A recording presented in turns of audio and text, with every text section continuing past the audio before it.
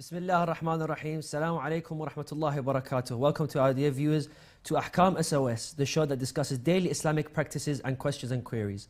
If you want to send in your questions, please send through the YouTube live chat or anonymously via WhatsApp. You don't have to send us your name, you don't have to send us your location, your address. Just send us your question, inshallah, where our dear and esteemed guest, Sheikh Ali Maash, will be answering them, inshallah. Assalamu alaikum, Sheikh. Assalamu alaikum. How are you doing, Sheikh?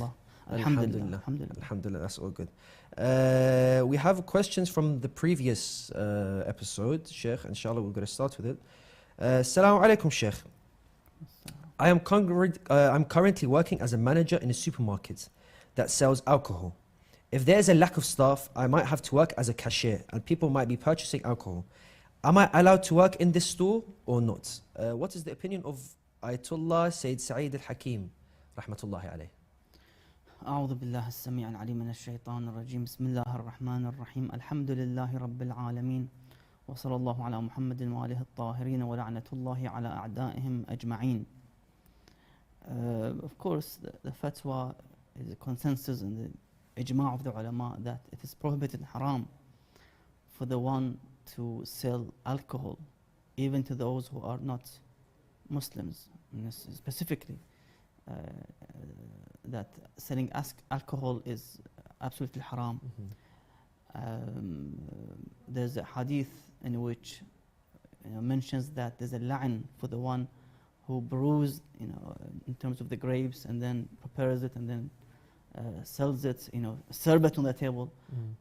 7 to 10 types of la'an for those who are involved from the production of the alcohol till its consumption on the table. So one should avoid such transaction or buying and selling, because the rizq will be, of course, on Allah Azza wa Jal and not on your only attempts in terms of trying to get a job that sells alcohol, for example. I need to pay my bills and so forth. Always you have to rely on, اعتماد on Allah Azza wa Jal in these situations. That Allah is the one who sustains and gives the rizq to the ibad. So this individual needs to change his job in this situation, because even the fatwa says that even indirectly or by acting on behalf of a company and selling the alcohol would be also haram. So one should avoid themselves, from such jobs and transactions. Thank you, Sheikh. And is that only specifically for alcohol, or does any other haram substances consider that fatwa? Yes, indeed. The fatwa would also include selling pork meat as well. So alcohol and pork meat, one should avoid selling or serving on the table as well. Thank you, Sheikh. Another question from the WhatsApp. The grape juice that is not known whether or not it has been boiled, is it permissible to consume or no? Yes, it is halal to consume, because you have a doubt in terms of if this grape juice that I'm buying from the shelves, which says grape, pressed grape juice, for example, as long as it's just the grape juice, it's halal. كل شيء لك halal or طاهر, until you're certain and you have no certainty with this regard, then it remains طاهر and halal. Thank you, Sheikh. A question from one of the viewers on WhatsApp. Assalamu alaikum. I have a question for the Sheikh, please. As donors to many causes, and especially IHTV3, we are often gifted with the blessed flag of Imam Hussein, which has been rubbed and blessed with the dharih of Imam Hussein al-Abbas. Salamullahi alayhi. Is this okay to use this flag to cover a person after he is dead on top of his kafan for additional blessings for the person who has passed away? I have noticed this has become a trend, as many feel that this flag will help them or help the marhum. Would appreciate if the Sheikh can say a few words about this practice, if it's allowed or not. Many brothers and du'as. One of the ulama who passed away a couple of years ago, they had the flag on his head, just on his pillow, basically, as a tabarruk. And overall, what is important that one should not breach the sanctity of this, even if it's a Quranic verse written on that piece of cloth, for example, on the alam whatever you want to put on the body of the mayyit, you have to make sure that it doesn't breach that sanctity, because sometimes, you know, this individual who passed away, he might pass najasa as a result, correct. blood and so forth. So one should be careful. And ulama would say, for example, to leave such things like Quranic verses on his head, on the side of his head, because on the lower parts could in somehow, in a near future, for example, as a result of the body being in the grave for many days and weeks, the najasa might break out Correct. and reach that piece of Quran. Or so one should be careful with this issue in terms of to avoid breaching the sanctity of this piece of verse or names of Ahlul Bayt alayhim as-salam. Perfect, no worries. What are the mustahabat to withhold, for example, like within the corpse or the body? I've heard, you have to put either an aqiq ring or within. I've heard some people have done that before. Is that correct or no? There are lots of ahkam mustahab mentioned in the books of the fiqh about the ahkam al-mayyit. One can refer back to. One of the important ones is to leave 2 fresh sticks from the tree. I think it's called jaridatain, to leave 2 sticks inside his kafan, on his kafan. That will repel the adab of the qabr. Yeah, it's got, subhanAllah, something very interesting with this regard, to leave 2 fresh sticks from the tree. And they mention specific tree and so forth, but in anyhow, there are lots of important mustahabbat one should observe for the mayyit to make his place of resting ease and in raha, much easier, yeah. away from the adab, inshallah. Ahsantum, Sheikh. Salam, Sheikh. Another question from WhatsApp. Can we purify the najis sole of the foot or shoes by walking on a grass-covered ground? For example, a lawn. Yep, that's the question. Well, one of the types of mutahhirat or purifiers, if you don't use water, for example, to purify the impure najis substance, if let's say you walk with your feet or the shoes on a najis piece of land where there's a najasa, as you see, from the animals, humans and so forth, and you don't want to wash it. So by walking 15 strides, 15 steps on the ground, on the floor, not on the lawn, on the green grass or on the wood, no, to walk on the land, the plain land, anyhow, what is known as the earth or land, or ard, as they say. 15 strides, 15 steps, that will basically make that sole of the feet pure and tahir without washing. So one can do so as a means of purifier. Of course, if there's a najasa stick on, there still remains on the sole of the feet or the shoes, you have to keep walking until the najasa has been removed completely. That makes sense. Question from the WhatsApp, Sheikh. Assalamu alaikum. I am a massive football fan and I love to watch games inside the stadium. I avoid alcohol at all costs and wear clothing where it would not touch my skin if it's split by alcohol by other fans. My intention is to watch the football team that I support. Is this allowed or not? The answer would be the same with those who go to the gym, that you have to avoid looking at the haram, for example. Don't listen to the music played in that venue, for example. You have to avoid the muharramat. If there's no muharramat involved, then there's no issue with it. Thank you, Sheikh. Another question from one of the viewers. Can I wear a ring without wudu that has Allah's name engraved on it? Some people might buy aqiq rings with engravings on it. Some of them could have the lafz of the Jalala. Is this allowed to wear, and where can you wear it? You can wear it, but you can't touch it if you don't have the wudu. You have to be purified to touch the lafz of the Jalala. Let's say Allah, Jalla Jalaluhu, for example. You must be in wudu to touch it. So if you don't have wudu, you can't touch it. And that's only for the name of the Jalala, or for example, and a slogan, for example, Hasbi Allah, Alhamdulillah. Yeah, that's mentioned same as thing. well. Same thing, hukum. Yeah. Same thing. There's Okay. the Jalala as well, yes. Thank you, Sheikh. Assalamu alaikum. I'm a flight attendant and I pray during my flights, but I'm not able to remove the makeup or wash my feet properly. Is it better to pray on time in this way, or better to reach the hotel and pray all the missed prayers with proper wudu? You know, Shaykhna, some flight attendants might have certain guidelines and rules they have to follow by some airlines. Some of them might include makeup. Is this correct for them to pray at the same time, or go up and make up for the missed prayers? I mean, the ulama say that the makeup is haram on the ladies to put and come into the public, to be seen by non-mahram men. So that's by itself is ishkal.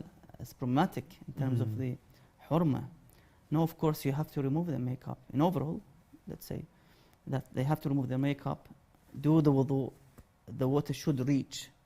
If that makeup, of course, creating an obstacle, a barrier between the skin and the water. In this case, yes, you have to remove it, do wudu, and then make sure that all parts of the wudu must reach, and the water should reach the skin. That's the rule. Otherwise, mushkil, you have to make sure that initially you don't wear makeup in public, which is haram. And you might have to change your job in this case. You can't stay with a job that is causing you haram. Correct. Thank you, Sheikh. Another question from one of the viewers. What is the last chance to enter a Jama'ah prayer? And how do I practically join at the point of time? Jama'ah is when, for example, the Imam is on his last rak'ah and he's in ruku'. So you have this time to join the Imam in ruku', in the last ruku' of the Imam. And this would be your first rak'ah. So the Imam goes to the sujood, you go with him to the sujood, he does the tashahhud. And then you get up for your second rak'ah. The Imam finishes his first. You've done the first rak'ah with the Imam. With the Imam. Yeah. So that's maybe the last chance for him to join the Jama'ah in the last ruku' in the salah. In terms of thawab and, deeds, does that count as a congregational prayer? Inshallah, or no? yes, inshallah. Inshallah, okay. Assalamu alaikum. Assalam. Some Muslims believe that the Buddha was a prophet of God. Is this correct or no? From my simple research, I found that there's no such thing in our narrations or history. Yes, some of the, let's say, academics from the Shia might have mentioned this, they said this, but we can't rely on their statements unless it's from the Shara, because you can't say somebody's prophet and it has no place or mentioned name, for example, in the Hadith or the Holy Quran, for example. Thank you, Sheikh. Another question. It is recommended to give a sadaqah each day. Can we make the intentions of paying each day, then collect the amount, but then give the collected amount at a mosque, all at once, every week for convenience? Anyhow, the sadaqah, when you give it with the intention of sadaqah, of course, that will go towards the good cause. And of course, it's better to have the niyyah, that I give the sadaqah with the intention of seeking nearness to Allah Azza wa Jal, qurbatan Allah Ta'ala. And you can add many of your marhumin as well with your intention, for the thawab and the reward of my grandfather, grandmother, for example, other individuals who passed away, for example. Should be fine with the intention of sadaqah. Correct. Thank you very much. Another question from one of the viewers. Is it obligatory to enjoin good and forbid evil for non-Muslims? Should we enjoin on Christian people or atheists to perform salah as we Muslims do, or do abandon alcohol? In overall, the ulama mentioned that enjoining good and forbidding evil has certain criterion and conditions that one can actually come out and do the da'wah in overall. Of course, everyone is responsible. كلكم راع وكلكم مسؤول عن رعيته. Everyone is responsible, and you're responsible for your community, for your groups. So one should do his best, and she must do her best as well in her community as well, to invite for the good and forbid evil. For the others, if you have the capability, if you have the knowledge, because sometimes, you see, Imam Sadiq alayhi salam, he had individuals in his ashab and disciples and students, like Hisham ibn al-Hakam. Hisham was responsible for debating the non-Muslims and non-Shia about Aqidah issue. He didn't appoint anyone else except Hisham to do this job. It was a big job for him. But he was intelligent and he knew the ilm and the talent of debating with the others and how to refute their reasonings and so forth. So if you have this capability and talent, Bismillah, why not? If not, then see what you can do yourself. How can you guide the others? Maybe it could be within your family circle, maybe. That's my duty, that's my responsibility, to enjoin good and forbid evil. But you have to understand the criterion behind these two wajib acts. That is this the right place, the right time, and so forth. With the effect, can I influence on those individuals? Are they going to be stubborn with their belief or aqidah or even opinion sometimes? Correct. Thank you, Sheikh. A question from the YouTube live chats. Respected Sheikh, can the elderly do masih of the feet over their socks, provided the extreme winter situation for wudu? You see, these are certain conditions in which ulama would discuss that somebody is in a severe condition. They can, for example, instead of wudu, do tayammum. So it depends really the situation of this old man, that would his wudu be switched to tayammum, or can he actually do masih on his socks? That's needs discussion, inshallah. Thank you, Sheikh. Inshallah, we will find a definite answer, inshallah, next episode. Another question from the WhatsApp. Assalamu alaikum. My mum backbites about my dad, his relatives, my siblings, and their in-laws. When I try to stop her, she scolds at me and says she won't survive unless she talks about it, as she was hurt from them. How can I stop her from this sin? Always reminder of the hereafter, of the akhirah, of after this world, that we are responsible on the day of judgment, or before judgment, in the alam al-qabr and barzakh, to answer when those two angels come on the first night of the maut, the day in which one passes away and he goes to, or she goes to, inside that dark grave. That do we have an answer to the malakul maut, to the malakan, munkar wa nakir, for example? Can we actually give a bright pages of good deeds to the malakan, so they can actually leave me alone with my good deeds and walk away, and then inshallah join paradise with the salihin? Or is it I'm going to be stopped there and asked about these acts and so forth? So one should remember death. That's the best way for the one to, I think, awaken their conscience, their mind, their soul, and gradually avoid such acts. Remember that Allah is watching. Exactly. Okay. Thank you very much, Sheikhna. Thank you, dear viewers. Inshallah, we'll go for a short break and we'll be back soon. I have a question regarding keeping pictures of scholars. Is it permissible to plant trees by or Was over Islam the established graves? based on peace and Is it non-violence? permissible to collect donations for charity projects from Is it permitted to consume canned food imported from non-Muslim Is there countries? an issue for men looking at non-Muslim women? To have your questions answered live, call in on +44 2035 150199 or WhatsApp us on +44 7415 092155. Alternatively, you can also email us on Ahkam SOS at imamhussein.tv. Welcome back, dear viewers. Inshallah, if you've missed the first segment, you can still send in your questions via the WhatsApp chat or the YouTube live chat. Otherwise, you can call in live and we'll answer your questions with our esteemed Sheikh Ali Maash. Assalamu alaikum. Welcome back. Inshallah, we'll be back to the questions that the viewers have been sending.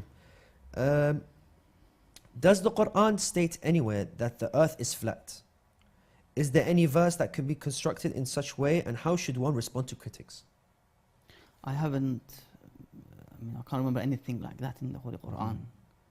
And scientifically, it's proven that the Earth is circle, not flat. No, correct. The shara' goes with the aql, with the rule. ما حكم به العقل حكم به الشرع. So they go in line with each other. You cannot reject the aql. The aql, now the science is proving that it's not flat. That was some kind of theories in the old days, but now it's very clear that it's not flat as the old generation used to say, the scientists. Now it's actually, we can see that it's round and circle, and even they used to say that in the old days that the center was the Earth and everything used to roam around it. Yeah, and that theory, of course, was wrong as well as a result. Is there any proof from the Quran that the Earth was actually round as a sphere? I can't remember now. I can't remember. Because I believe I've read an ayah where it says we've created the Earth in an egg-like shape. That's from what I've read before. So maybe that's contrary to the flat earthers. I think that's what it means probably. Another question from the WhatsApp. My grandfather mentioned to me that his mother was a Sayyidah. Does that mean I am a descendant of the Prophet Muhammad sallallahu alaihi wasallam or no? You have to make sure you get the right family tree to prove that. You must prove that accordingly. You have to get all the fathers, for example, up to, let's say, Imam al-Kadhim salam life, if Musawi or Imam al-Hadi and Naqawi, for example, Taqawi and so forth. You have to prove it. You have to bring the true, the correct shajarat al-a'ila, as they say in Arabic, or family tree, to prove that. But if a person's mother is a Sayyidah or from Bani Hashim, does that make a person Sayyid or no? He becomes Mirza. Sayyid is from the father. So from the father's side? Yes. Okay, thank you very much. Another question from the WhatsApp. At the time of my nikah, my father-in-law did not let me or my father decide my mahar. Can anything be done about it now or no? As I said before, one should go back to the Ahkam SOS, one of the offices of your marja, and speak to one of the individuals who deals with the marriage and divorce issues, and to see what can be decided. Thank you, Sheikh. What is my position if I drink alcohol but I still perform salat 5 times a day? I mean, the Quran is very clear. The holy verse says, "Inna الصلاة تنهى عن الفحشاء والمنكر." What kind of salah is this, where it doesn't do tanha, it doesn't refrain one from the acts of evil and munkar? So I think you have to first fix your salah and pray in a way that it would tanha and refrain from the acts of evil and the acts of haram and fahsha. So work on your salah, and of course ask Allah's repentance and tawbah with this deed act. Yeah. Thank you, Sheikh. Another question from the WhatsApp. What does the concept of triple divorce mean, and do Sunnis and Shias have different rules when it comes to divorce? Yes, there is such a thing which is known as الطلقات الثلاث. So if somebody he has a wife and he divorces her 3 times, of course in 3 different sessions or periods. So for example, he divorced her with the existence of 2 witnesses, adil, just witnesses, and then they divorced and the iddah completed. Now he wants her back, for example. She's back now. Again, he divorces her. So for the 3rd time, if he divorces her and she leaves him and the iddah is complete, of course, to come back to this man, again, to this husband, she needs to marry somebody else. And then if that second husband who married her decided to divorce her, then she can go back to the first husband and marry him. So yeah, that's also with the Ahlul Sunnah. I think they have it. But the problem with the Ahlul Sunnah that they don't have the wajib having the witnesses, the 2 witnesses. So if he says taliq, taliq, taliq, that's it. No need for witnesses. That's the problem. I was reading about some of the fatwa that if the one is angry but he still controls his mind, then this talaq would be, accepted. And Even if he was angry. yes, unless somebody who loses his mind. And of course, this is the Mhm. Wahhabi fatwa by one of their ulama. But as I've said, will pave the way for easing the talaq. Mhm. Islam made the marriage easy. Yeah. It's just زوجتك قبلته. That's That's it. it, yeah. No witnesses, nothing. Nothing You needed. give him mahar and that's it. That's it, yeah. But for the talaq, made it conditions and difficulty Mhm. that you have to, number one, bring 2 witnesses. Number 2, she must be in that month in which there was no intercourse. Mhm. في طهر لم يواقعها فيه, in that month, and then she's not in her cycle, and so forth. Yeah. So it's all conditions to make it Yeah. almost Correct. difficult for them to separate. Maybe inshallah one might speak to them, Mhm. somebody might guide Convince them, Yeah. convince them to go back Maybe to they're happy to back Islam. together. Yeah, that's correct. Alhamdulillah. That's correct. And why has Islam made it so difficult to divorce? Is there a reason behind it, or it's just because it is? We have a narration which says that it's one of the most, as they say, أبغض الحلال. It's a halal, but it angers Allah Azza wa Jalla in Mhm. somehow. It's makruh.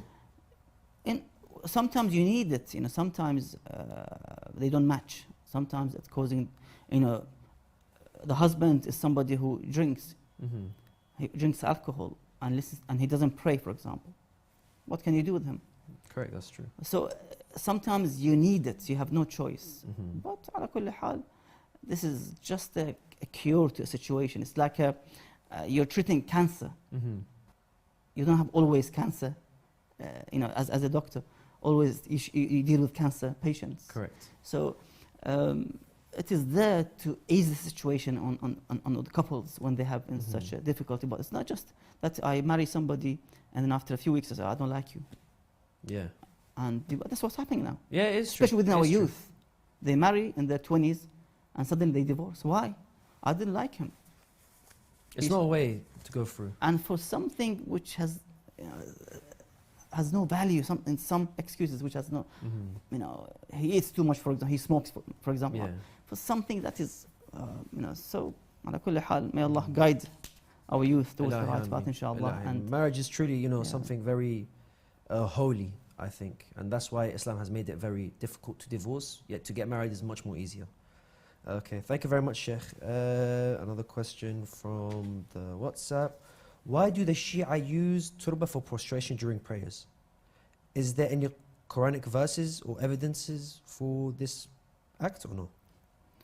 this is Rasulullah sallallahu alaihi wasallam, as he used to pray in his own mosque with his companions on the pebbles and the sand of the prophetic holy mosque in Medina. There were no carpets on that time. There were no expensive rugs to pray on. They prayed on the pebbles. Even there's a hadith mentioned on one of the books of Ahlul Sunnah that one of the ashab used to say that we used to pray in the heat wave of Arabia. We used to, pick some pebbles and cool it down in our hands and put it back on the floor when we go towards the sujood to pray on a cool down pebbles. So this is how the Prophet prayed, sallallahu alaihi wasallam. If you want the sunnah, this is the sunnah. To pray on an expensive rug or a carpet, that's not part of the sunnah. Or anything handmade? Nothing. It wasn't in that time. So why should I change the sunnah and pray on the rug and carpet while the Prophet and his companions prayed on the pebbles and sand? That's correct. That's correct. Very good point, Sheikh. Thank you very much. Another question from the WhatsApp. Do we have evidence from the Quran and narrations that support the use of ilm al-rijal by our scholars? You see, ilm al-rijal and ilm al-diraya, and these are all tools used to make sure that the narration which I receive is a correct narration. Otherwise, we have lots of narrations that came into even the Shia books that caused a lot of difficulties for the ulama to issue fatwa. You can't just read a hadith, yes, let's issue fatwa, for example. We have now even between the ulama some of the differences and opinions with some of the ahkam. For example, the tahara of Ahl Kitab. Are the Ahl Kitab pure or najis? We have different opinions. Some say that they are najis, some say, or the majority would say they are tahir, they are pure. So we have this issue now. Music, is it haram, all of the music types of haram, or some music, again, different opinions. Some say that all types of music which is played from the well-known musical instruments, it's all haram. But some will say no, the ones which are classical, for example, which do not fit and suit the immoral and corrupt majalis of the gatherings of the Ahl al-Batil, then that's classical or simple music is, for example, allowed. So you can see the difference. Each drive the fatwa from the source, and they understand the hadith in their own notion and the way, the method they use to extract those the fatwa from those sources. So you have to have these tools to be able to see which hadith is more stronger, which is less, let's say, more weaker than the others, for example. This is how I would deal with the hadith. Otherwise, if you remove them, then you're going to be stuck with these hadith, conflicting hadith. Conflicting each other, What can you do with it? Correct. One says they are tahir, one says they are najis. One says this is haram, one says this is halal. What can you do with it? So this is the alim's job, to go and use ilm al-rijal, to study every single narrator of the hadith, and also the ilm al-daraya as well of the hadith, to be able to issue the fatwa that would benefit the society and the community. And ilm al-rijal generally is used to filter out hadith. Exactly. Okay, that because the Prophet said, sallallahu alaihi wasallam, كثرت علي الكذابة, that those who lie, using my hadith, they increased in his time, and after his time as well. Imagine that they start to write a hadith on his tongue that the Prophet said, sallallahu alaihi wasallam, for example. So we have this great, problem that they actually try to deviate the prophetic, distort it, and that's why for the first 100 years it was a ban of hadith. Bani Umayyah banned anyone to speak the fada'il of Ahlul Bayt and Rasulullah until the time of Umar ibn Abdul Aziz, in which he eased it and allowed it for those to write, those who memorize the hadith from Rasulullah sallallahu alaihi wasallam, to write and to record those hadith. Otherwise, they tried to deviate the Islam, as they do with Christianity and Judaism. Correct. Thank you very much, Sheikh. Another question from the WhatsApp. What was the age of Fatima al-Zahra salamullahi alayha when she married Amir al-Mu'mineen? Many times they ask this question, my brothers and sisters, that she was in the age of 10, but don't forget that those who lived in Arabia in those time and age and era, they were different than us, than today's girls and ladies. And we have a specific hadith about Fatima al-Zahra salamullah, that she used to grow every day. Each day was compared to a normal woman a week, every week, a month, a year, and so forth. So she was a grown lady by that time. It wasn't just a small girl with some toys and. Correct. No, she was a grown-up girl, and of course she is the lady of the paradise. The Sayyid of Nisa al-Alameen. So we can't compare ourselves, our girls, with Fatima alayhi salam at all. It's a different. The hadith says لا يقاس بآل محمد أو بآل محمد أحد من هذا. Nobody can compare آل Muhammad with their own kids and family members. The question would be also, how come Imam al-Jawad, he became the Imam in the age of 8, 9, that range? How come a child becomes Imam, leading the Ummah? Imagine. It's Imamah, Dinullah Azza wa Jal. It's not a small task. We cannot compare ourselves. Like Isa alayhi salam. Correct, that's true. Isa alayhi salam, in his cradle, he said, this is Quran. Inni Abdullah atani al-kitab. I am the slave of Allah Azza wa Jal, and I've got the book. Allah gave me the book while he was a few days old, maybe 1 or 2, 3 days old. Atani al-kitab. So this is all belongs to Allah Azza wa Jal. He chooses the one that he wants, and he gives them the ilm, he gives them the imamah, he gives them this delegation of leading the people even in that age. That is correct. And I'm pretty sure that I've heard the narration that من قاس بنا أحد فقد كفر. whoever compares themselves to us, the Ahl Bayt, has deviated, basically. So I'm guessing same way of people trying to compare, وَالْعِيَاذُ بِاللَّهِ, their women or their girls to Fatima Zahra has deviated, basically. So that's that. We have another issue as well, that why did Ali alayhi salam did not defend Fatima, and he left her to open the door when the attack occurred on the doorstep of Fatima alayhi salam? Again, No. These issues belongs to what Rasulullah sallallahu alaihi wasallam said to Imam Ali, that you have to atasbir, are you going to be patient? Because the Imam was, in his duty was to be patient in that moment, and not to, carry the sword and kill those who attacked the door of Fatima alayhi salam. He had the wasiyah to be patient in that moment, on those days. But after 25 years, what happened? He carried the sword. And against who? Against the wife of the Prophet in the Battle of Camel. Correct. To this extent, Yeah. to fight the wife of the Prophet. And the two prominent companions of the Prophet, Talha and Zubayr. Talha and Zubayr, yeah. To this extent, that was the duty of to be patient and sabr, and to remain calm and quiet until the time comes for the Imam. According to Of the course, the wasiyah, Imam yeah. spoke against them. Correct. He, in his sermons, in his statements, he spoke against them. Yeah. Even though there were ashab like Salman, Abu Dhar, Miqdad, and others, they stood up and spoke against the tyrant of their time, and they exposed him. But ala kulli hal. Correct. Thank you very much, Sheikh. That was a very detailed answer for that question. According to that as well, there's another question. Are there any authentic references for the attack on the house of Fatima Zahra salamullah alayha, in which Sulaym bin Qais is not involved in the chain of transition, or no? No, one of them is Sulaym bin Qais. You can go back to the Bihar al-Anwar, you can go back to other sources from the Shia sources, mashallah. It's all mentioned there. I mean, there's no doubt that they attacked the door of Fatima. Ahlul Sunnah would say that there was a threat, that they actually came and threatened the door of Fatima.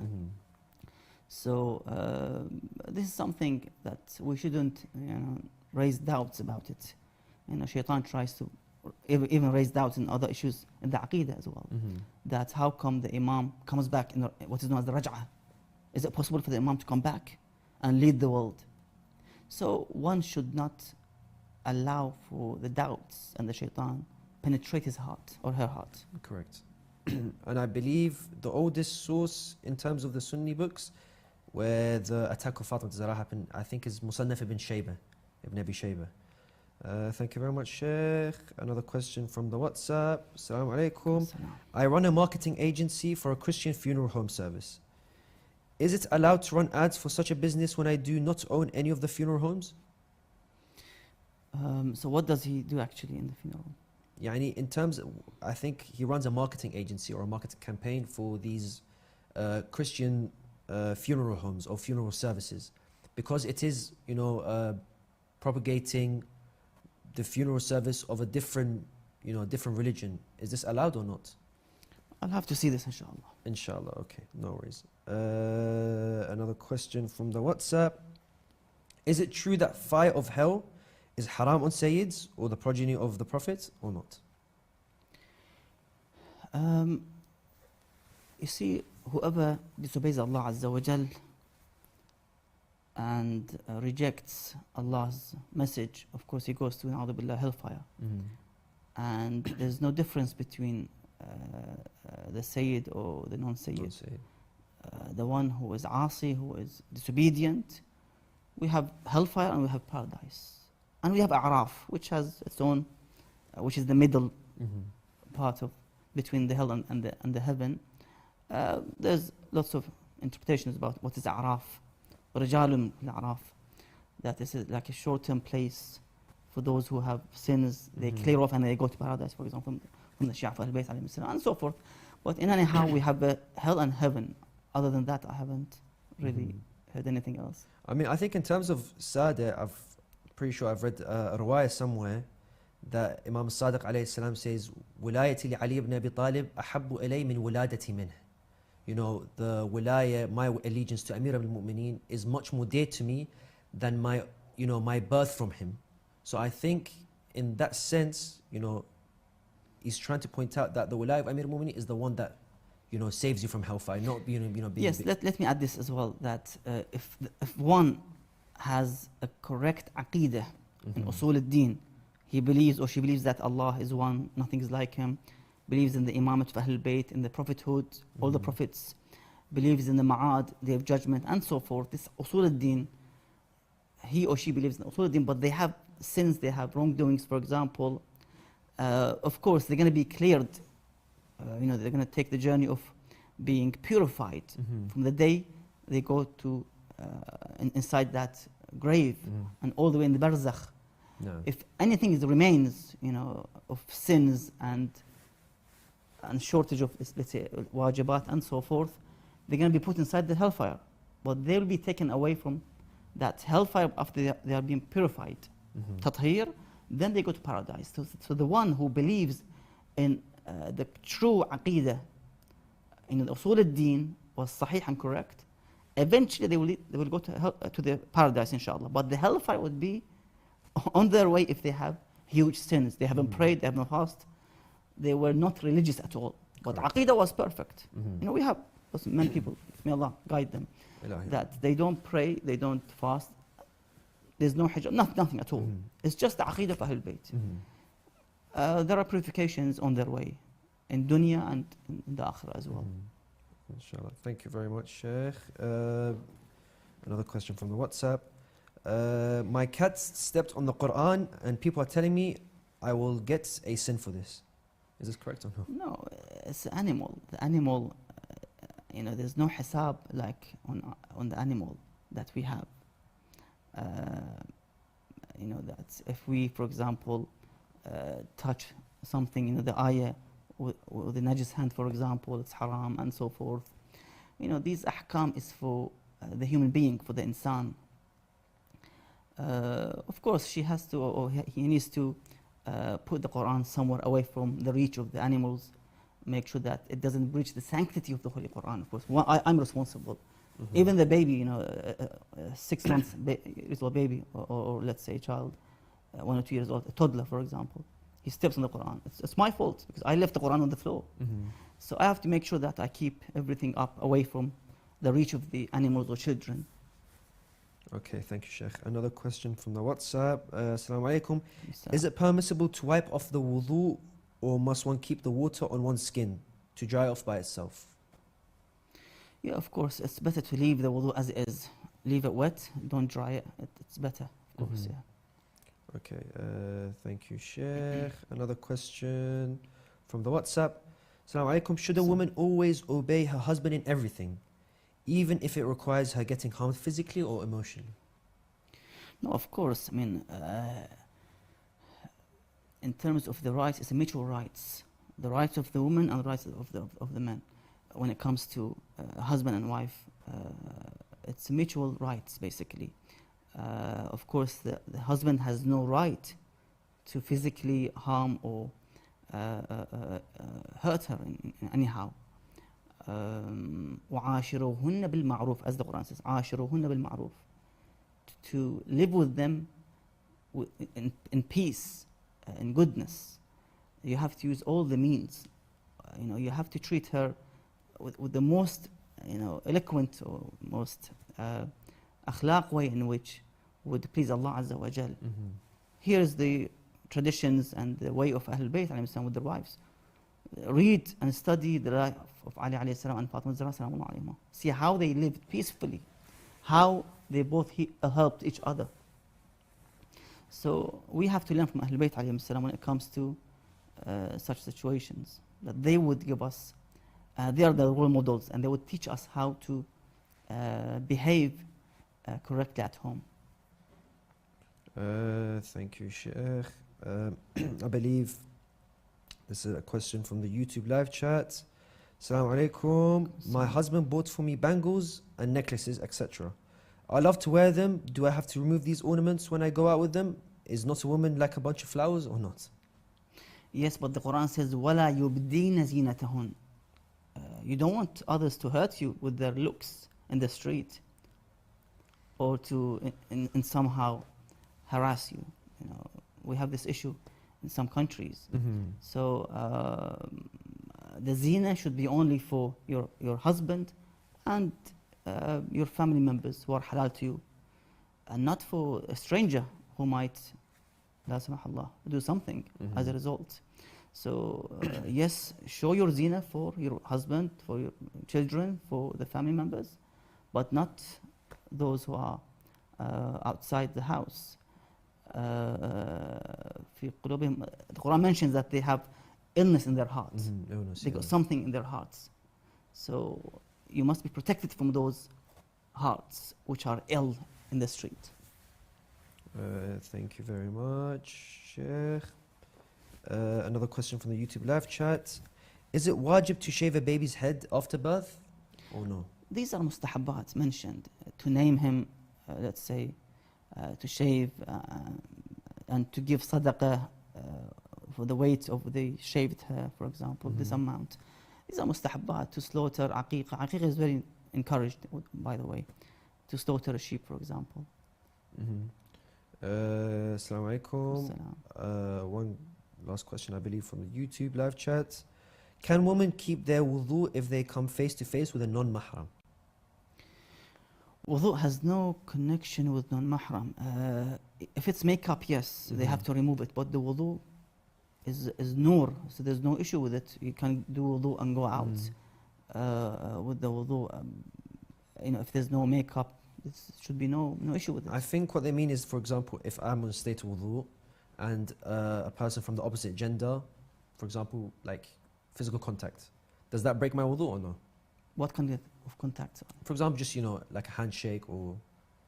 No, that's by itself is a ma'siyah, is a sin, but it wouldn't break the wudu. It's not part of the mubtalat al-wudu. Okay. So you have to repeat your wudu. The mubtalat wudu is very clear that if somebody goes to the toilet, relieve himself or herself, then that would be, of course, breaking wind and so forth. Janaba, hayd and so forth. These are in which would break the wudu, but not actually the physical contact as you mentioned, unless it's between, the intercourse between the husband and the wife, which causes also to do the wajib ghusl as well. I believe one more last question from the WhatsApp. Is it halal to earn money from YouTube, and what if I post video of PUBG or other games with violence? Is it halal to earn money from it or no? The problem is when it comes to the ads, for example, are these ads, for example, with music, with women wearing indecently, for example? That's the issue. It could involve haram scenes, you're promoting haram ads and so forth. That's the discussion we had with one of the ulama in Karbala. So it's really difficult to judge about it, because you have some haram contents within your let's say halal contents, and you're promoting them as a result. You like it or you don't like it, automatically or manually. There is actually content in your name with the name of your company, for example, has been promoting you in the middle with adverts and so forth. That's the issue. Ishkal. Thank you, Sheikh. If a father gives his son money to buy a house, 50k, but a house was not found within the same year, does khums need to be paid on the money or no? Any leftover surplus money left over by savings, gifts, anyhow, unspent money, and the day and the annual year of the khumus reaches and comes, the one is wajib on him to take out 20% or khums, 1/5 of that unspent saving or money, and give khumus, of course, yeah. Okay, thank you very much, Sheikh. I believe we have reached the end of this episode. Thank you very much to our dear viewers who've been sending questions from the beginning of this episode till now. If we have missed any of your questions, please do forgive us. Inshallah, we'll be answering your questions next week, inshallah, on Monday, 7 p.m. Please stay tuned. Wassalamu alaikum wa rahmatullahi wa barakatuh.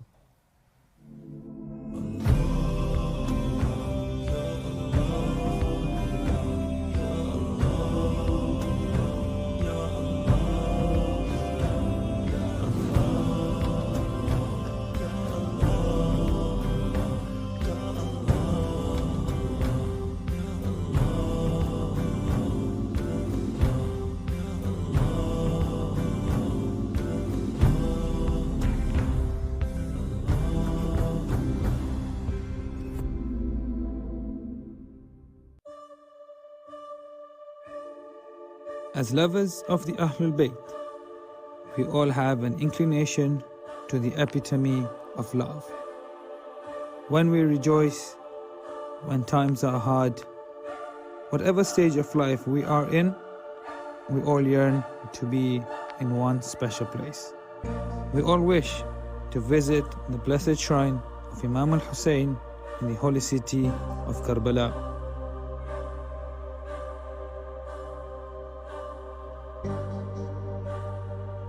Not all of us have the blessing to visit the shrine of Imam Hussein, but there is still a way to experience the sights and sound of the blessed land of Karbala in the comfort of your own homes.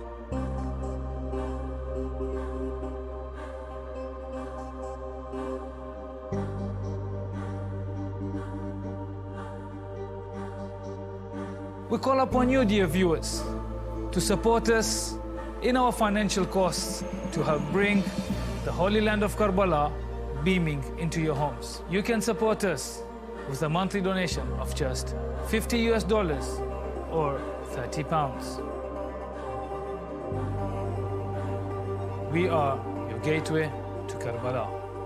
Assalamu alaikum and welcome to Imam Hussein TV 3.